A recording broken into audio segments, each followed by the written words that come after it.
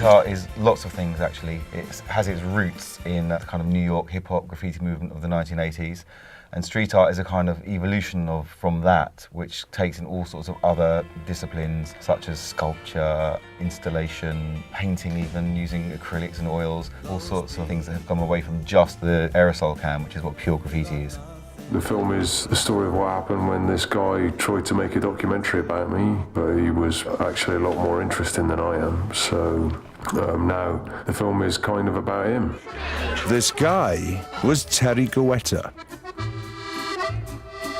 a Frenchman who had been living in Los Angeles since emigrating to the United States in the early 1980s. Terry kind of fell into this extraordinary relationship with the world of street art and graffiti art, and he has a very good in the street art world. His cousin was this notorious French street artist. And in a kind of weird twist of fate, Terry was also obsessed by filming. Terry filmed everything around him all the time. I mean, literally everything all the time. And through that kind of freak happenstance and serendipity, Terry ended up filming a very interesting underground pursuit, which was street art. Jamie and I were a little sceptical. Banksy had come to us with this proposal that he wanted to make a film about this French guy of whom nobody knew anything, and that would somehow be the history of street art but would feature Terry prominently.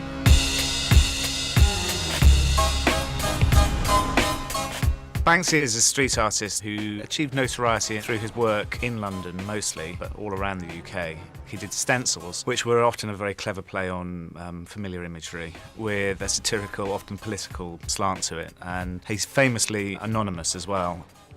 So I went to Los Angeles in about spring 2006, and when I got there, the guy that was supposed to be helping me got turned back at immigration, so I rang the only person I knew in Los Angeles and asked them if they could help me. And they said, well, there's this French guy, he can help you out. My phone rings. Yeah, do you have any wall? Because I have Banksy here and I would like, and I said, what? You have who? I'm like, yeah, there is Banksy here, and I'm like, where are you? We kind of saw it as a shaggy dog story, the type of story that if you went into a bar and you sat down, someone could say to you, hey, let me tell you this story. It's about this guy, and he met and and that was what informed, I think, the sort of slightly rambling, amusing way that the whole film was structured. Well, I'd never let anybody film anything before, but I said he could film me, but only my hands, from behind, and on condition that I could check the tapes afterwards. There's nothing as powerful, I think, as watching real people doing real things and talking about their real experiences. It's an extension of what we are as humans, which is people that like to congregate in groups and tell each other stories. Terry, along with half of Hollywood, was at the opening party for Banksy's show.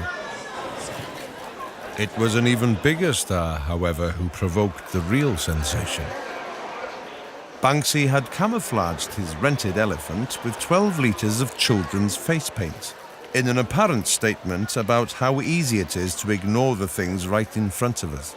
It is just an incredible story which has very big questions and quite serious questions about art and about creativity and our culture, how you view art, what motivates people to make art, how we read art, how we can modify art nowadays as well. And we very deliberately didn't answer any of those questions. It was a conscious decision to let the narrative bring all those issues up and then leave that for an audience to kind of grapple with.